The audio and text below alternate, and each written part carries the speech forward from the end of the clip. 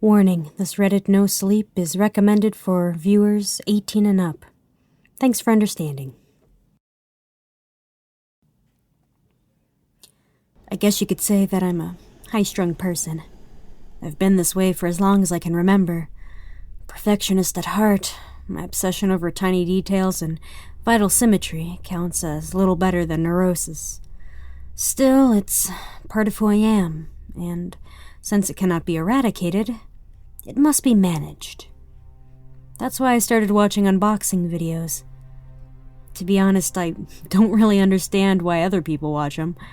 I guess some people like to see the products unveiled, but that's never really appealed to me. Personally, there's something ridiculously satisfying about watching people unbox something piece by piece. I think it's because it's so methodic, so routine. It just sets me at ease. As a result, I often watch unboxing videos to help me unwind after a stressful day, which to me translates to every day. My YouTube queue is always full of unboxing video suggestions. Last night, I was browsing for some nice long videos when I came across a freshly uploaded one. It was over half an hour long, uploaded under a new account called Magic Grind. It looked like a high-quality video, so I decided to give it a shot. For the first minute, there's just black, no sound, no movement, no nothing. It was strange, and I skipped ahead to where the man first appeared. I'll admit, his appearance was a little daunting. He wore what was once a black trench coat, I think, but by now it was so soiled and dirty that it looked like a giant crust of mud sheltering him from the outside world. His hands were filthy, too, ingrained with dirt, the kind of hand you get after working outside for years. Just from that much, I could tell he was older than your typical uploaders, probably at least in his late 30s, early 40s. He wore a tan mask over his face. I think it was made of leather, poorly cured based on the discoloration. It was a little creepy, his small black eyes peering out of the mask holes. But I know better than anyone else that older people are wary of their identities on the internet. He was probably just being cautious. Some of these uploaders are real weirdos. I didn't let it bother me. He was droning on about what he was going to open. The title didn't indicate what the product was. It simply stated, Unboxing Number 1. I waited for the brand name, but it didn't come. I'm going to be unboxing a very special product today. It's been in the box for about 12 years, completely unopened, which is a pretty rare state for this kind of product to be in. Now I was intrigued. A lot of the unboxing videos I watched are newly released products from popular brands like Apple. Unboxing something vintage could be very interesting.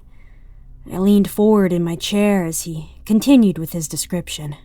I got this one in Newton XX. It's a rare one, so I'm pretty excited to get started. This is my first time unboxing, so I'm sorry if I make any mistakes. I do hope, however, that you enjoy watching this as much as I enjoyed doing it. But what's the brand? I thought, annoyed as I continued watching. I almost clicked away from the video, hoping to find an uploader that had more experience in making these type of videos. But I decided to give it a few more minutes, see where things went. I still can't decide if that was a good choice or not, considering. The man adjusted the camera and the angle fell, lighting on something pale and smooth.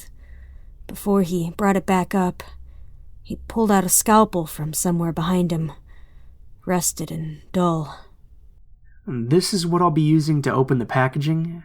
It might get a little bit messy, so I placed a few tarps on the ground.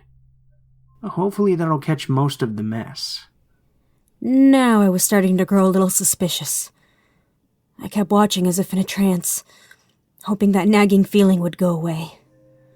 The man brought the scalpel down, and there was a strange, squishing sound. cardboard should not make that sound. It was accompanied by a spurt of something that fell on the camera, obscuring my vision. I heard the man cursing as I stared at the dirty screen.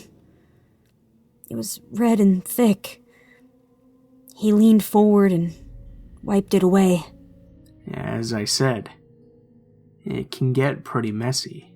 He shrugged almost apologetically and went back to his work.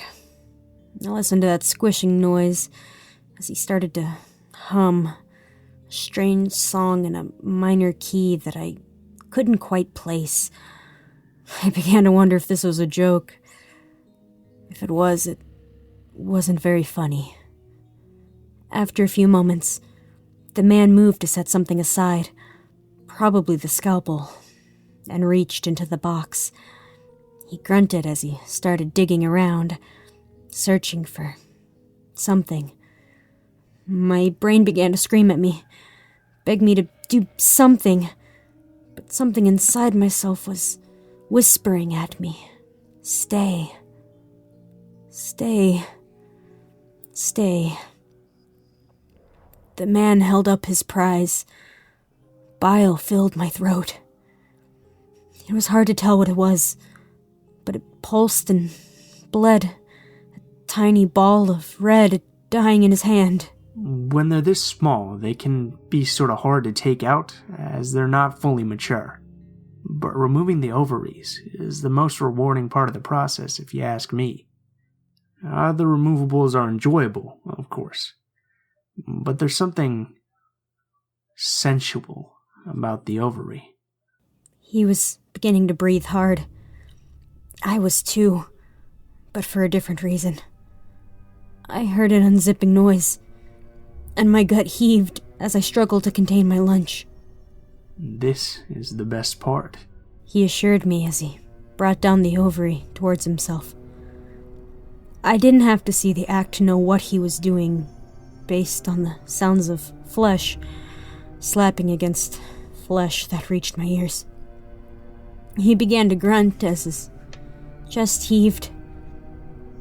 I leaned over and I threw up without the presence of mind to aim for the garbage can. When I got back up, he was finishing.